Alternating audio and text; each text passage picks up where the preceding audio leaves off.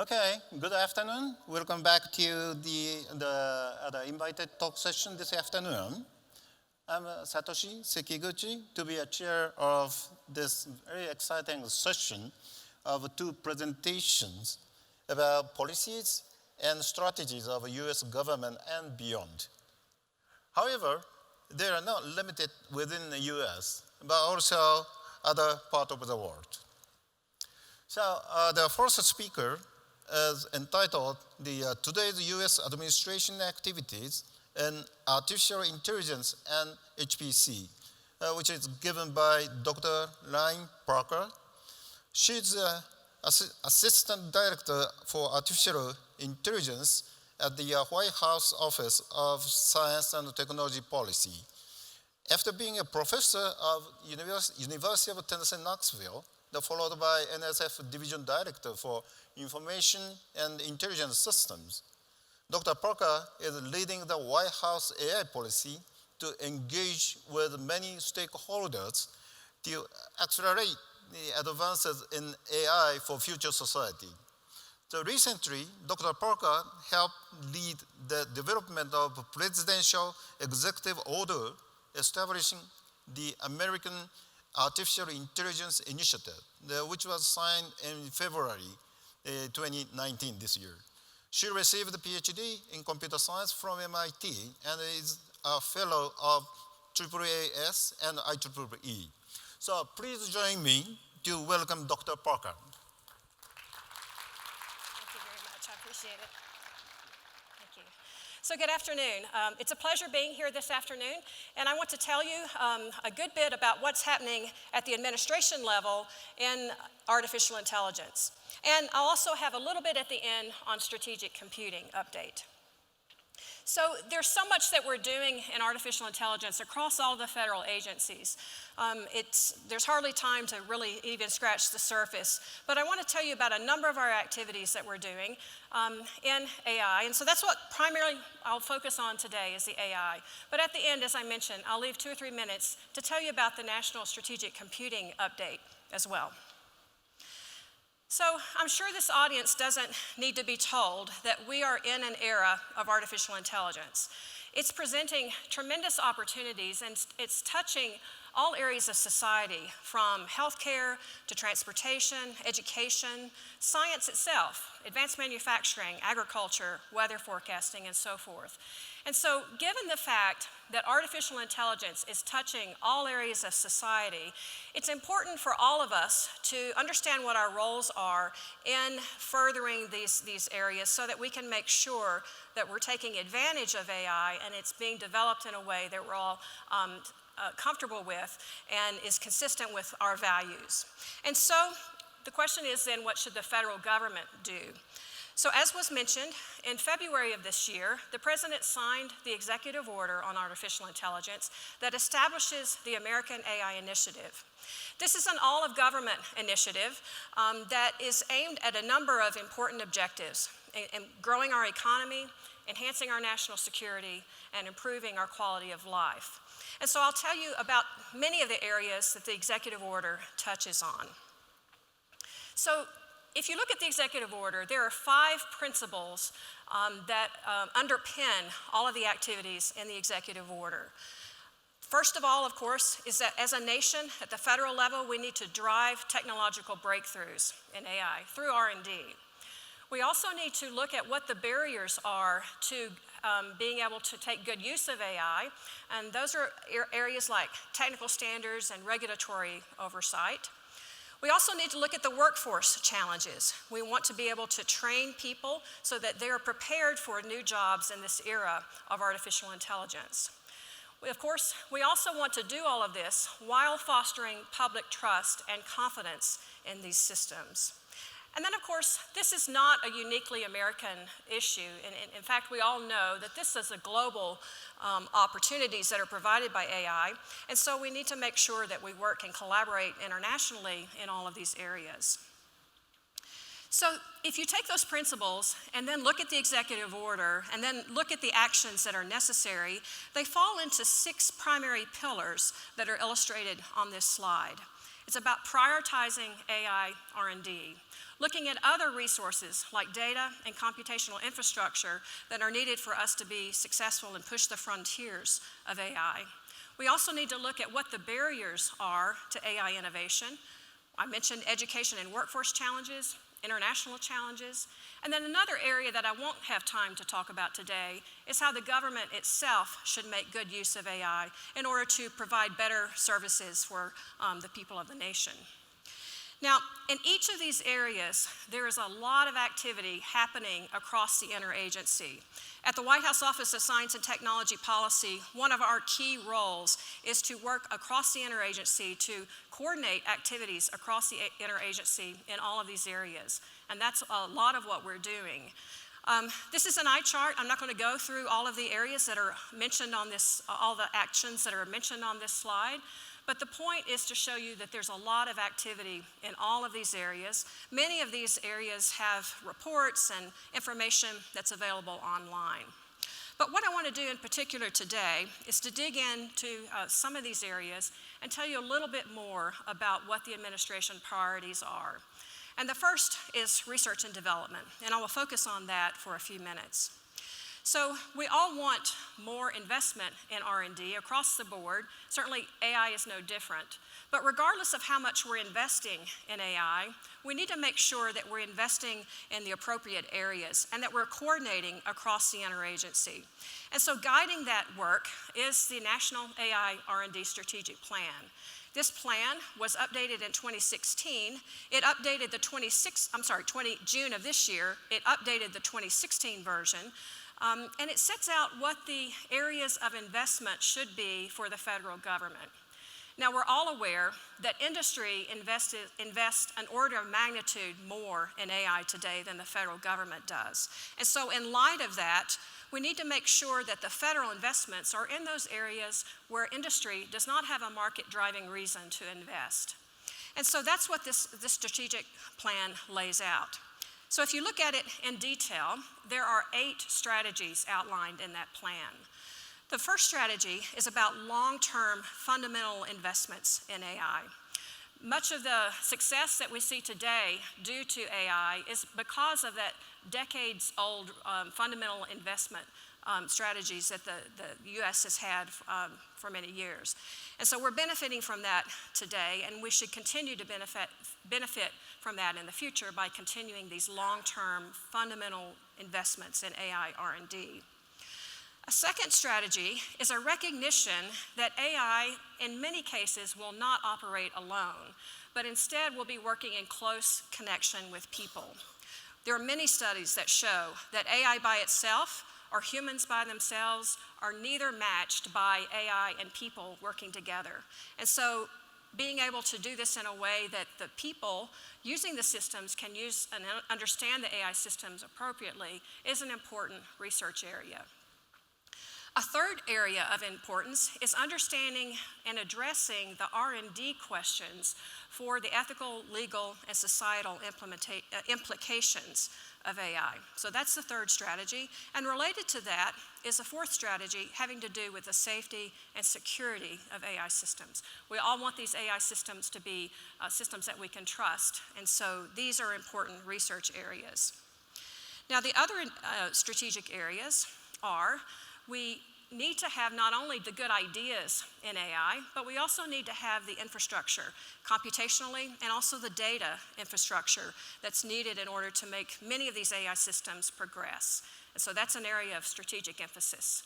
We also want to be able to measure the performance of these systems and have benchmarks so that we can compare different types of approaches. So standards and benchmarks is an important strategic objective. I've mentioned the importance of workforce needs.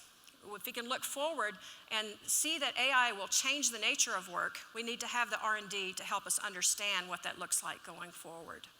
Now, the 8th strategy is new with the 2019 strategic update. This one is about partnerships, and it's recognizing that we have a uniquely American innovation ecosystem, which consists of the federal government making investments. It also consists of very strong world-leading academic institutions, and then of course industry that's taking the great ideas and turning them into products and services.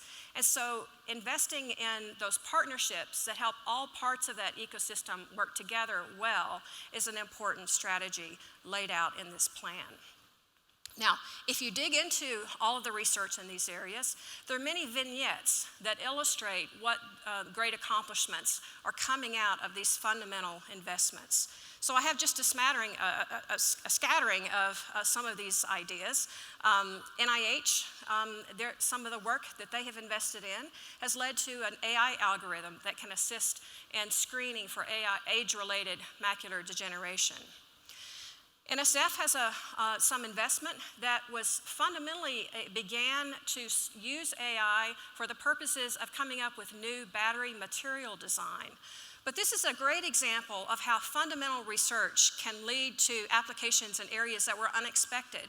And so through that research, the investigators came up with a new and clever and fast way to count.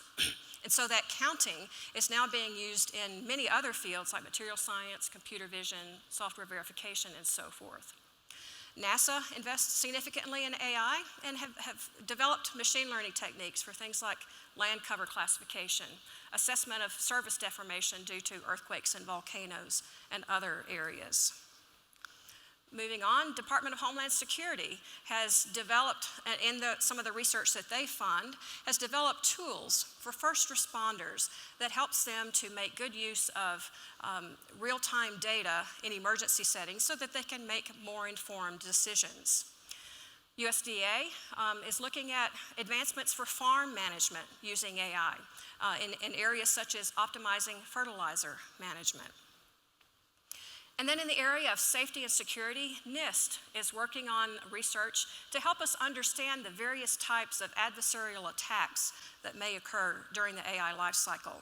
This is important for the development of standards and best practices so that we can make sure that AI is developed in a way that is safe and secure.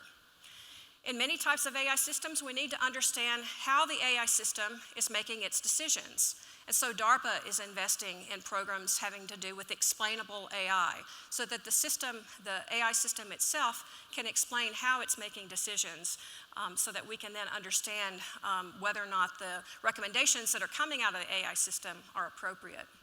And DOE is investing in new techniques that can allow us to address novel cyber threats, in particular do this with a low number of false alarms. So all of these areas are important investments. These are just a sampling. And so actually a little announcement coming out later this week will be a new report, 2016 to 2019 progress report that summarizes the federal investments in AI R&D over the last 3 years. And so that's coming soon, later this week, hopefully. And that will illustrate, I believe, the breadth and depth of investments at the federal level and the impact that they're making in advancing the state of the field for artificial intelligence. This is something that's also, I think, uniquely American in that we have many agencies that, based on their missions, can advance areas of AI in ways that are consistent with their mission of that agency. And that collection of agencies allows us then to advance all areas of AI that can be beneficial to society. And so collectively, these are demonstrating the benefits of AI through these developments. Now, I know probably this audience is interested in particular at the intersection of strategic computing and AI. And this is really a two-way street. There is hardware itself can improve AI performance. At the same time, AI can improve hardware's performance. And so some examples of research that is mentioned in that R&D strategic plan and that I know many people are working on from this community are first, in terms of how the hardware can improve AI performance, is looking at ways of maybe turning on and off data pipelines in controlled ways. Looking at ways to achieve machine learning from high velocity data, particularly low latency data. Looking at distributed algorithms that can simultaneously learn from multiple data pipelines. And then also, given the vast amount of data that's generated in many applications like smart cities and so forth, being able to intelligently sample that data or prioritize the data. And then, of course, there's I/O issues of dynamic I/O decision making, so that we can make choices in real time to store data based on how important or significant it is rather than just on a fixed frequency. And then the flip side of that is using AI for improved hardware performance. So you can use AI to help with online HPC optimization based on prediction of performance and resource usage. You can think of other ways of doing online optimization to increase efficiency. You can also have AI to help with self-reconfigurable HPC systems that can handle faults autonomously when they occur. And then, of course, we can improve the performance of multi-core systems by reducing data flows between processor and memory. Those are just a few of the topics that are listed in the R&D strategic plan for AI as well. Now, I'm going to come back to a little bit more in the R&D space, but I want to shift gears a little bit now and go to another area that we're working in, which has to do with resources for AI. Now, if you look at the executive order, there are two sections there that talk about resources for AI. This has to do with the data that's needed for AI, as well as the computational resources. So the executive order directs agencies to make federal data and models more available for AI R&D. And in the infrastructure, cyber infrastructure space, it directs agencies to make computational resources, including HPC and cloud resources, more available for AI R&D. So I'm going to focus on the first of these, the data piece, now. So certainly the federal government has a treasure trove of data, and that data could be extremely useful for AI R&D. We can't just make it all public, but even if we could, it's not necessarily, doesn't necessarily make sense to invest resources into making all of it available in some way. So we issued a request for information to the AI R&D community to find out which federal data sets would be particularly impactful for furthering AI R&D and testing. So you can see here on the slide some of the statistics of the responses.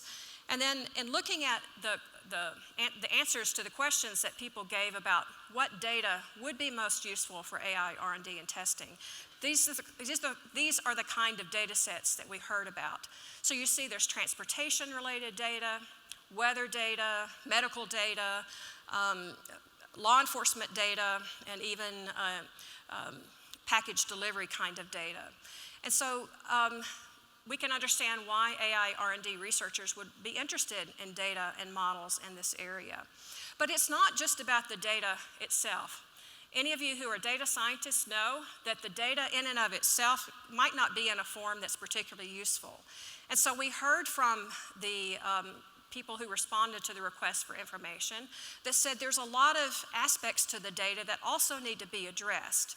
We can't just release the data as is because perhaps it's not tagged appropriately, doesn't have the right metadata, maybe parts of it are not appropriately machine readable, it's not accurate, we don't know how to interpret the data. And so there are a lot of these kinds of challenges that also need to be addressed. And then there's another set of responses that we heard about from the request for information, which has to do with more with policy development. And this gets into issues like the tension between privacy and access. So healthcare is a good example. The HIPAA laws in the United States, for the most part, do a good job of protecting the privacy of our own healthcare data. But they don't also allow access for the people who are willing to share their data for healthcare research and development. And so changes to policy that might allow people to opt in if they want to share their data for medical advancements. Currently, we don't have that policy. So that's as an example of the type of suggestions that we're hearing from the R&D community.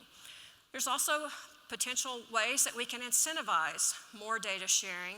And then, of course, we always come back to the need to coordinate and cooperate across the private sector and the federal government so that we can make sure that the data that is being released is in a form and is of the type that's useful for AI, R&D, and testing. So fundamentally then, the question is this. We have limited resources. There's troves of federal data, but where do we focus those resources, and what are the barriers that we need to address before we can make that data more available for the community? Now, I'm not suggesting the data would be public in the sense that anybody could access it. So we might need to make data available through secure enclaves or some sort of data trust. But at the end of the day, we need to figure out how to prioritize which data sets need to become more available for AI R&D and testing, and then how we put those in a form that is useful. And so there's a significant amount of effort across the entire interagency to address these issues. I know often people think it's much slower than we would like, and it's much slower than I would like, but at the same time, there are tough challenges of making sure that the data, A, is useful, but B, does not also violate any privacy expectations or any security concerns. So there's a lot of activity going on in the agencies in these areas now. So let me now switch to the question of what are the barriers to the use of AI. And one of the important barriers that we need to make sure we address properly is the need for increased trust in AI. At the plenary last night, the panel discussion was all about this question of how do we trust AI? How do we trust these systems that perhaps can have strong negative consequences? Now, if you read the executive order, you will find phrasing as quoted here on this slide. We want to develop AI in a manner that's consistent with our values, policies, and priorities. And we also want to develop these technologies so as to protect civil liberties, privacy, and our values in their application. So what does that mean? Well, there are different levels and axes of trust. One is simply, do we have the assurance that the AI system does what it's intended to do? A second is that, are we using AI in a way that's consistent with our values?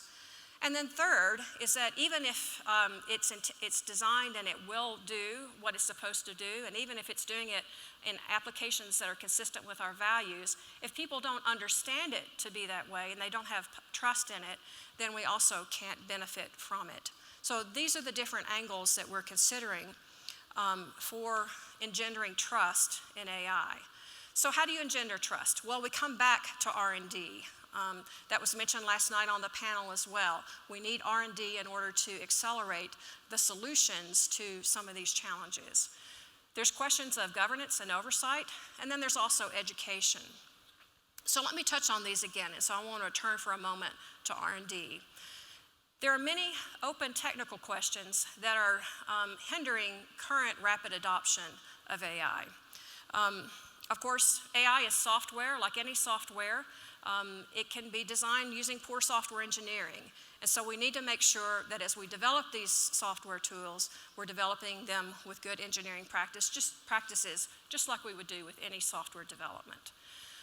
Of course, AI, though, has unique vulnerabilities, like spoofing or other ways you can manipulate, an adversary can manipulate the AI. And we don't currently have good technical solutions to these challenges. So more R&D is needed in these areas. There's also a lot of concern about ethical challenges. And frequently, this is displayed in the form of suspected bias of AI systems. Fundamentally, this is a mismatch between how the data that was used to train a certain AI system and whether or not it's representative of the use case.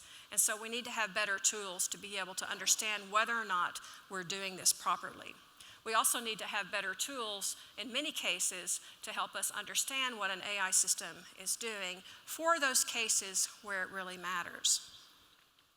We also have challenges with how AI is facilitating bad uses of AI. So malicious applications of AI like deep fakes and automated propaganda generation are all challenges. In the short term, there are probably technical solutions. We can use AI to detect fake information, but then it's an arms race between the two AI systems. And eventually, the AI creating the fakes is going to be as good as the AI or better than the AI trying to detect the fakes. So this is an important R&D area as well. It's also possible to use AI in a way that's unsafe. because the AI may be brittle, it may be trained for a narrow application, but it could be that the people who develop the AI and the people who are using the AI, they're often different groups, and they don't understand the developers don't necessarily understand perfectly how it's going to be used, and the users of the AI don't necessarily understand exactly how the AI was trained. So there's this mismatch, and it's important to be able to have verification and validation of these systems in their development and use. And then, of course, it's critically important that these AI systems work well with people. There is certainly, again, on the panel last night was suggested the challenge with the airline system that perhaps leads to crashes due to automation.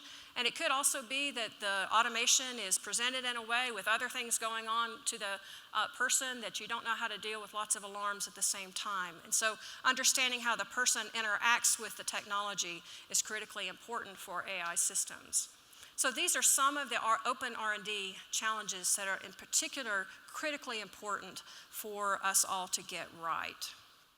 Now, there are a lot of programs being conducted across the federal government to address these areas. IARPA has a program about detecting whether or not AI has been compromised through poison data, for instance. They also are looking at the challenge of ensuring that private information does not inadvertently get leaked through reverse engineering. DARPA is looking at, has a program on robustness against adversarial manipulation. NSF and DOE are looking at AI and cybersecurity intersections. And NIST is looking at the development of R&D that can inform standards and development activities to manage machine learning vulnerabilities. So this is just an example of some of the programs that are addressing these tough technical issues that we need to overcome in order to gain more trust in these AI systems. In more of the societal implications, I've mentioned the Explainable AI program of DARPA. NSF also has a program in collaboration with Amazon on fairness. They also have one a partnership with the Partnership on AI and looking at impacts on society. They also have a future of work at the Human Technology Frontier that's looking at some of the workforce challenges that are being created by AI in future systems, and other kinds of programs as well. So all of these areas are ways that we can help foster trust in AI systems by addressing in particular those tough technical challenges that we need to address. But there's also a regulatory or governance perspective as well. And so I want to talk a little bit now about what some of those activities are. And this part of this gets into some of our work at the international level. So as I mentioned, AI is not just a national issue, it is a global issue. And many of the international groups like G7, G20, the Organization for Economic Cooperation and Development, or the OECD, and others are talking about AI. And we had this summer a high-level meeting with Japan on S&T collaboration, for instance, and AI was one of the topics. And this is happening with many nations as well, this kinds of conversations bilaterally. So in particular to AI principles, this spring, we were happy, the United States was happy to join with other OECD nations in defining AI principles that oversee the use of AI. Now, this is high-level principles, but it recognizes for the first time in history, really, that multiple nations have come together with an agreement on what we expect out of our AI systems. The recommendation was developed by a group of AI experts from around the world, and then OECD's Committee on Digital Economy Policy came together to negotiate the final wording, and it was approved in May by all of the OECD countries, plus 6 non-member nations, and now it's up to 7 have also signed on to this.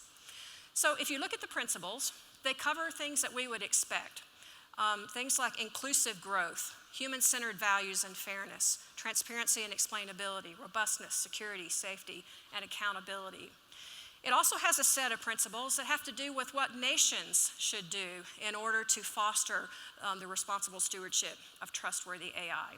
Things like investing in R&D, fostering a digital ecosystem for AI, providing an enabling policy environment for AI, education and workforce issues, and international cooperation. Now, if you look very closely at that last set, you see direct parallels to what the executive order on AI and our American AI initiative are focusing on. So there's very strong alignment with what the OECD is doing here and what at the federal level the administration is also interested in. These principles were also adopted by the G20 this summer, particularly the first 5 principles. They also made note of the second 5 having to do with what national policies should be. So this is high level. The next important question is how do you implement that in more detail? It's great to say that we agree on these high-level policies, but then what can we do more proactively? So at the national level, then, the executive order directs the Office of Management and Budget's Office of Information and Regulatory Affairs to craft a memo in close coordination with us and OSTP to inform the use and the oversight of the regulation and non-regulatory approaches to the use of AI in the private sector. So this will provide some consistent regulatory framework for how we think about the use of AI throughout society. This memo will be coming out in draft form for public comment, hopefully in a small number of weeks. And then once that memo comes out, we collect all the input to that memo and it comes out in final form. Then the agencies will be tasked to come up with their own plans for how they will oversee the regulatory and non-regulatory approaches to the use of AI within the domains in which they have regulatory authorities. And so this will provide consistency across all of the use of AI, and it will across the private sector, and will also provide predictability in regulation for industries who are building tools for AI, so that they know an AI tool built for one domain, what those regulatory principles are for another domain as well. So when that comes out, we will make sure that people are aware of it, and we very much welcome your feedback on that note, on that memo. Now, another area that's important for us to address is technical standards. And so the executive order directs NIST to work on areas of the development of technical standards for AI. It's one thing to say that we want our AI to be fair, or we want it to be explainable, or we want it to be robust, but it's another issue to actually be able to measure whether an AI system has accomplished that. We can't do that if we don't have technical standards that address these issues. And so NIST, per the executive order, released in August a plan for federal engagement in the development of technical standards for AI. And they're continuing now on research that helps inform those standards going forward. And then quickly on education. In order to engender trust, of course, we need to understand AI. Now, it doesn't mean that we necessarily all have to be AI experts, but I think now as many reports are suggesting that most of our jobs will be touched in some way by AI, we want to make sure that everyone has enough computational literacy to be able to understand what AI is and how to use it and what you can expect from an AI tool in any sort of job. And so this covers a broad spectrum from K through 12 all the way to adulthood, and the need for providing those basic skills at the K through 12 level, a need to provide increase the pipeline for people who want to become deep experts in college and in grad school. But importantly, it's also about providing people the opportunity to learn new skills as they get into their careers. And so we need to move away from this mindset of you go to school and then you're finished with your education, because technology and AI are moving so rapidly that even if you are a deep technological expert in college, in a few years your knowledge is out of date. And so we need to provide more opportunities for people to have reskilling opportunities. And so this administration has been very strong in this area. And in the AI space, we're leveraging the work of the National Council for the American Worker and the Pledge to America's Workers. And this is a collaboration with industry, where in industry, they have many open jobs and they require certain skills. There are people, even though unemployment is at record lows, there's still people who are looking for jobs, but the skills that they have don't necessarily align with the skills that employers are looking for. So with the Pledge to America's Workers, over 350 companies have pledged over 14 million reskilling opportunities for people to be able to learn those skills while also working, so that now they can be retrained and reskilled and upskilled in order to engage in some of these new jobs that are becoming available because of this age of AI and automation. So there's a lot of other activities in that space. Don't really have time to get into those any further, but that gives you a broad view of many of the areas that we're working on at the administration level in AI. What I'd like to do now is to very quickly summarize what my key messages are for AI, and then 2 or 3 minutes on the strategic computing. So continued leadership in AI is important. It's important because we want to shape the evolution of AI in a way that's consistent with our values, policies, and priorities. We also, critically important, need to foster the public trust and confidence in the technologies, consistent with our expectations for civil liberties, privacy, and American values. And we also need to do this, one part of that is through continued investment in long-term fundamental research. We also need to have a strong emphasis on education and workforce retraining and reskilling, and just building the pipeline of people who can work in this area. And then, of course, looking at any sorts of barriers that are, need to be addressed in order for us to make good use of AI, such as technical standards and other regulatory needs. So now let me just take 2 or 3 minutes and tell you a little bit about the strategic computing update. So I'm sure this audience is aware, about 4 years ago, the National Strategic Computing Initiative was launched. And to date, deployment has led to strong efforts toward exascale that are well underway, but certain other goals are also important. So industry and academic leaders have been studying this and see that the direction of computing is evolving in directions such as network-centered and edge computing, and looking more at software interoperability and sustainability, and deeper exploration of hardware-driven compute, and then also other kinds of concerns regarding the future of high-performance computing architecture, such as their deep power requirements. So OSTP created a fast-track action committee to respond to this need to update the strategic computing initiative. It was informed by feedback from the public through a request for information, and also a community meeting where critical feedback was provided. So last week, the report was released. It's available online if you haven't seen it. And the key elements are shown here. First, we need to reinvest in computing architecture with a focus on 10-year horizon and beyond. We also need to focus on the software that enables the effective and sustainable use of new computing systems. And we also need to prioritize the overall infrastructure, which includes data management, cybersecurity, and foundries and prototypes. And then we also need an increased focus on the applications and the opportunities for using those new systems as they come online. And so the next steps, there is a lot of work to be done in the interagency coordination space. And so new actions will be coming out, and new information will be coming out on this soon.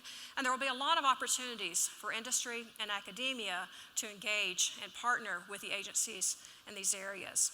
So if you haven't noticed it, there is a birds of feather discussion on this topic tomorrow, 12:15 in room 702. And so you're all invited there. That will be led by the Fast Track Action Committee.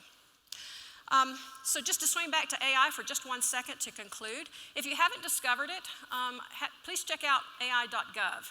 AI.gov is a one-stop portal that talks about all of the AI activities that are happening across the federal agencies and in the administration. And it's a good source for information. It's designed for your everyday person. You don't have to be a deep expert in order to understand that material. So I invite you to please have a look there. So thank you. I have a few minutes for questions, and I'm happy to take any questions that you might have.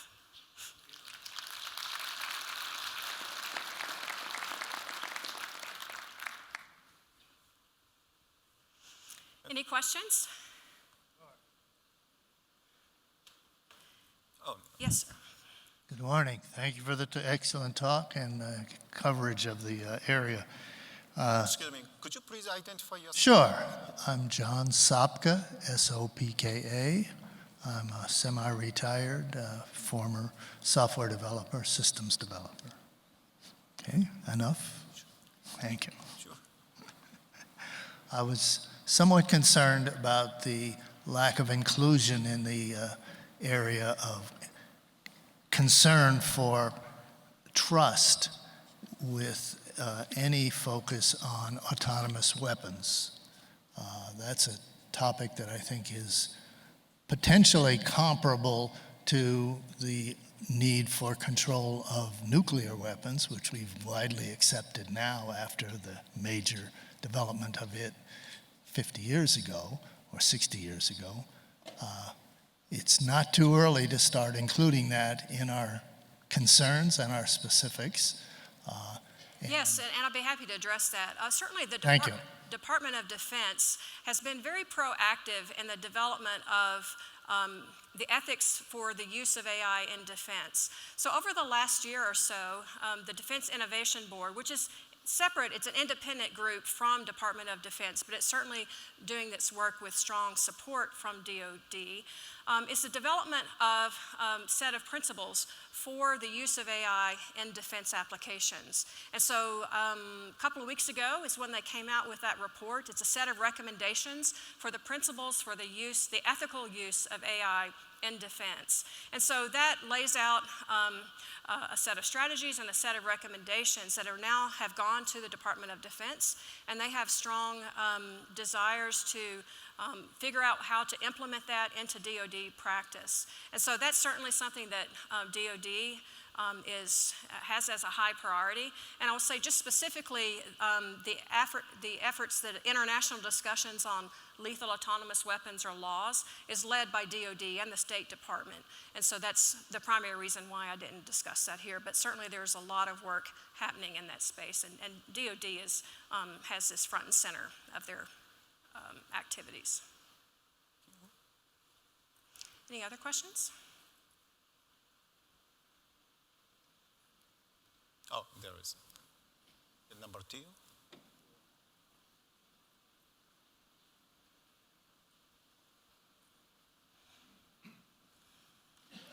Hi, I'm Matthew Reynolds, National Renewable Energy Laboratory.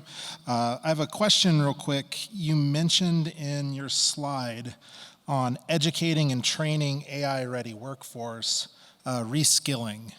Can you talk a little bit about what that would look like? I mean, especially in the context of somebody who doesn't do computing for a living, somebody like, for instance, drives a truck but now finds himself out of a job due to automation? Sure. So I mentioned some of the activities that are being developed through the National Council for the American Worker, and how we can get industry involved, and they know the particular skills that are needed for the new jobs, and then people have the opportunity to learn those new jobs as well. I think to a large extent, though, this is going to require many different kinds of efforts, not only this particular effort. And I think part of it is not suggesting that everybody needs to become a programmer or everyone needs to become a deep expert. I think there are lots of these kinds of education and workforce opportunities that can provide a variety of opportunities for people to learn these new skills. And so if you look broadly at lots of different studies on what's the impact of AI on the workforce, you get a wide range of different opinions. Some, I think it seems to be converging toward, while not that many jobs are going to go away completely, most jobs will be impacted in some way through perhaps the use of an AI tool. And so this means that the nature of jobs is changing. And that's why it's a mix of opportunities like the reskilling opportunities that I mentioned, and also the idea of, again, having lifelong learning, having opportunities for people to engage. It's important for the R&D to help us be able to anticipate how to deal with this issue. It's important for us to develop curricula across all areas so that people can learn what these tools can do. And so it's a broad spectrum. It requires joint partnerships and participation across all of society, including nonprofits. There are a number of nonprofits that are developing important tools in this space as well. And so the professional societies are also developing tools and ways for people to learn. And so I think it takes all of us working together in these areas in order to address them properly. But I appreciate the question. Okay, thank you very Thank much. you very much. All crystal, and then so this is a small gift for the Thank General you. Chair of the Supercomputing 19. Thank you so this much. year. I appreciate it. So please join me. Yeah, thank you, Dr. you so Park. much.